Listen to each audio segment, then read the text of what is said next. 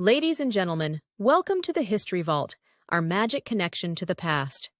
I'm Skylar Yore, and I have got the honor to speak with some of the greatest people in history. Today, our guest is no other than one of the most charismatic and successful emperors of all time.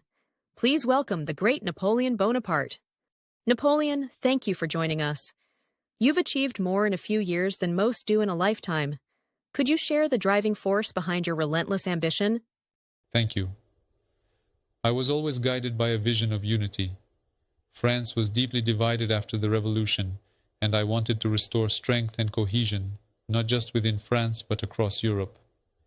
I envisioned a more progressive society, grounded in order and rational governance. My belief in these principles drove me to attempt what many considered impossible.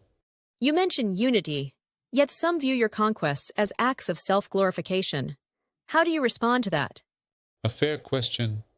Conquest indeed shaped my destiny, yet my aim was to establish a cohesive Europe, bound by laws and order, much like Rome did centuries ago.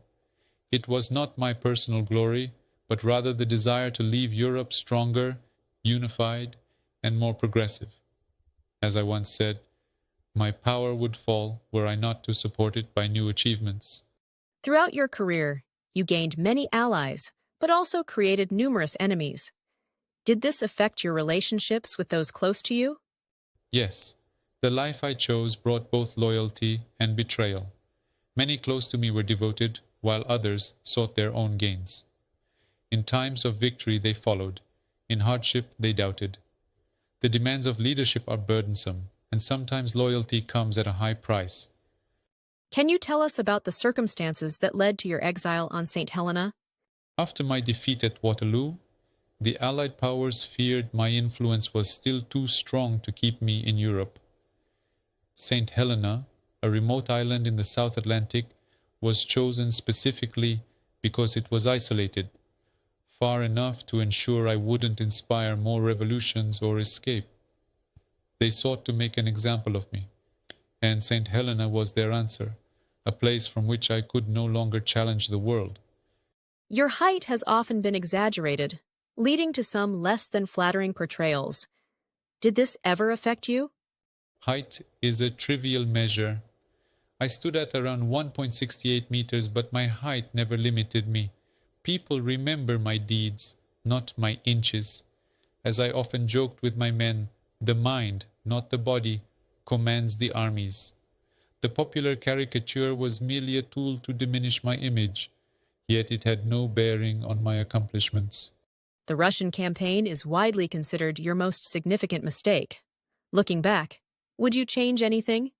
Indeed, the Russian campaign was devastating. My pride led me to underestimate the resilience required for the Russian winter and the distances we faced. My regret lies in the loss of so many brave men, but in the pursuit of a vision, sometimes the cost is high, and Russia taught me the painful limits of even the greatest armies. Your rise was swift, yet so was your fall. How do you view your time on St. Helena now that you have time to reflect? Exile gave me a harsh perspective. I saw myself as Europe's architect, not its oppressor. On this island, reduced to history, I've had the solitude to reflect on my choices. As I once said, they see me as a great man, but I am only a prisoner. These words summarize the contradiction of my legacy. History, I hope, will understand my intent. You were also a lawmaker, creating the Napoleonic Code, which influenced legal systems worldwide. Do you consider this your greatest legacy? Yes, absolutely. The Code Civil still shapes laws today and represents justice and equality. I sought to replace arbitrary rule with a clear, fair system of laws that could protect the rights of all, not just the elite. My military victories are well known, but the Code embodies my true vision for a just society. In a world of empires and revolutions, what did you see as the essence of true leadership? True leadership is not merely about commanding. It's about inspiring people to rise above their limitations. For me, leadership was built on courage and a sense of shared destiny with those I led. I often reminded my men that courage is like love. It must have hope for nourishment. Without inspiring hope, a leader is merely an authority, not a true leader. Finally, if you could sum up your life's philosophy in a single thought, what would it be? In simple terms, I would say, a man must dare to go as far as his dreams take him. My life's work, with all its triumphs and mistakes, reflects this belief.